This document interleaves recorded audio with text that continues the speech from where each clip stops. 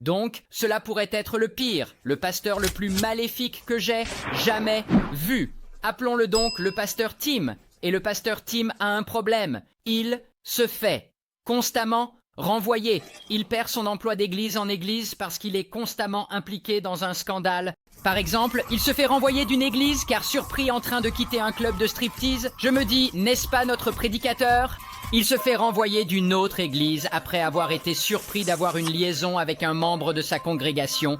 Ce type est vraiment une menace. Mais finalement, il ne peut plus être pasteur. Il doit donc trouver un emploi normal dans une prison de comté au Minnesota. Et bien sûr, cela tourne aussi mal, parce qu'une fois, il y a cette prostituée qui sort de la prison, et le pasteur Tim, il commence à l'espionner.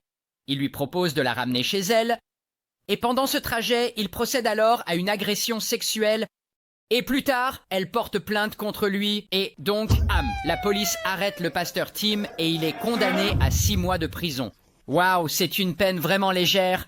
D'accord, mais voici l'autre chose à propos du pasteur Tim. Il a en fait une femme et des filles.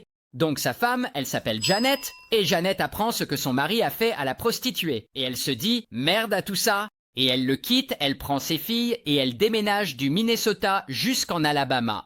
Et des mois plus tard, le pasteur Tim sort effectivement de prison et il déménage directement du Minnesota en Alabama pour être plus près de Janet et de ses filles.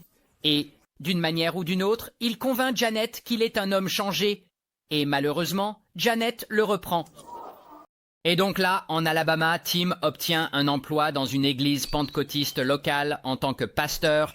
Maintenant, il ne leur dit évidemment pas qu'il a été renvoyé de plusieurs autres églises ou qu'il vient de sortir de prison pour avoir agressé une prostituée, car sinon, il ne l'embaucherait jamais. Non, non. Au lieu de cela, il ment sur son CV comme le reste d'entre nous et le pasteur Tim obtient ce poste. Et il commence à prêcher dans cette église. Et les gens de l'église adorent. Ils disent « Oh, il est si semblable à Christ ».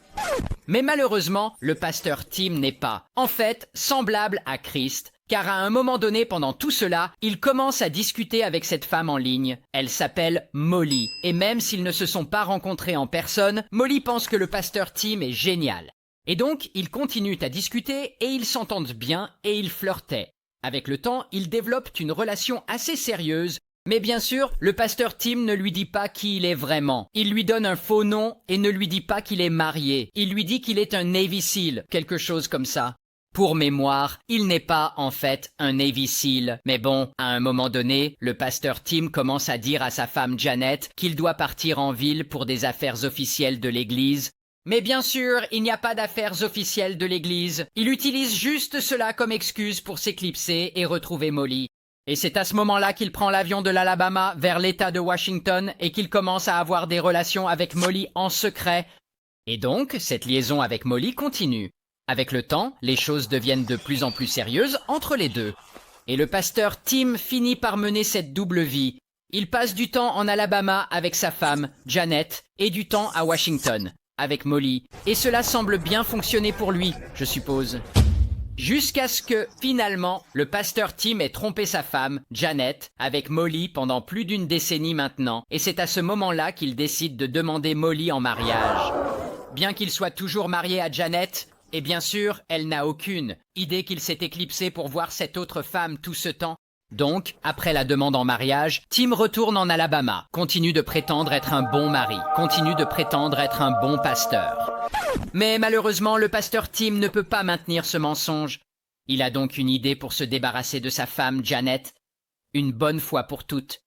Et donc, à l'église pentecôtiste où prêche le pasteur Tim, ils organisent parfois un événement caritatif. Et lors de cet événement caritatif, ils tirent tous des piou-piou pour une raison quelconque. Bienvenue en Amérique. Et une des fois où l'église organise l'un de ces événements, une fois l'événement terminé, le pasteur Tim ramène chez lui 3 des fusils qu'ils utilisent. Et quand lui et Janet rentrent chez eux, le pasteur Tim lui demande de l'aider à porter les fusils dans leur maison. Il lui en donne un et prend les 2 autres. Et il la suit à travers la porte d'entrée et dans leur chambre. Et alors que Tim passe le seuil, il soulève l'un des fusils, le vise dans le dos de Janet et tire. Bam! Et elle tombe au sol, et leurs filles sont à la maison, donc les filles entrent et elles crient toutes. C'est une scène horrible. Et malheureusement, Janet survit pas à la balle. Et donc plus tard, la police arrive et demande au pasteur Tim ce qui s'est passé. Et je suppose qu'il leur dit « Oh, c'était juste un accident ». Le piou-piou a accidentellement heurté quelque chose et s'est soudainement déclenché. Et donc je suppose que la police le croit et considère toute l'affaire comme un accident. Et donc c'est une situation horrible et tout le monde est dévasté. Ils essaient de comprendre exactement ce qui s'est passé. Comment ce fusil a-t-il accidentellement tiré? Et une femme qui veut vraiment connaître la vérité est cette femme, la sœur de Janet. Et la sœur de Janet entend que le pasteur Tim a accidentellement tiré sur Janet et elle devient méfiante. Elle a toujours pensé que le pasteur Tim était un type un peu louche. Donc, la sœur de Janet envoie un email au procureur de district local et bam, procureur de district fait appel à un détective pour l'affaire. Maintenant, le détective commence à enquêter et il découvre presque immédiatement que le pasteur Tim a 2 permis de conduire pour une raison quelconque, un avec son vrai nom dessus et un avec un nom de famille complètement différent, comme s'il avait 2 identités. Et donc, le détective continue à creuser et il vérifie les relevés téléphoniques du pasteur Tim et il voit tous ses appels nocturnes à un numéro dans l'État de Washington.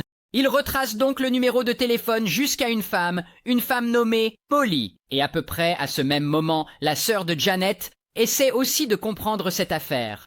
Et elle contacte le détective et lui parle de cette rumeur qu'elle avait entendue selon laquelle le pasteur Tim aurait eu une petite amie nommée Molly. Et donc, boum! Tout commence à s'imbriquer pour le détective. Il a l'impression de connaître la vérité, que le pasteur Tim a tué Janet pour pouvoir être avec sa petite amie Molly. Mais malheureusement, il n'y a pas assez de preuves pour inculper le pasteur Tim du meurtre. Jusqu'à ce qu'un jour, le pasteur Tim fasse quelque chose de vraiment stupide. 3 mois après la mort de Janet, le pasteur Tim falsifie le nom de Janet et prend un prêt de $5000 à son nom. Et bien sûr, cela est signalé comme suspect car les personnes décédées peuvent pas demander de prêt.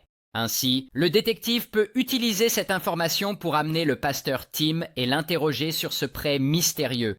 Et pendant qu'il l'interroge sur cette falsification, il commence à lui poser des questions sur le meurtre. Il insiste et insiste, le pasteur Tim est tout nerveux, il est en colère et il change sans cesse son histoire sur la façon dont cela s'est passé et comment le tir a eu lieu.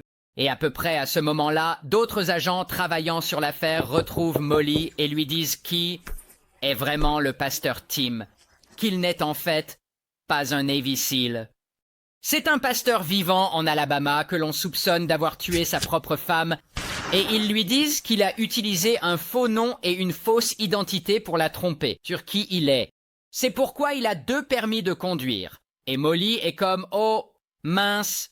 Elle se fâche et se retourne contre lui très rapidement. Elle commence à remettre email et correspondance avec lui. Elle dit « Je vous donnerai toutes les informations dont vous avez besoin ».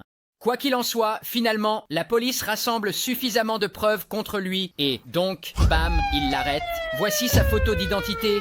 Et finalement, le pasteur Tim est jugé 2 fois et il est reconnu coupable d'avoir tué sa femme. Et il est condamné à la réclusion à perpétuité en prison. Bien.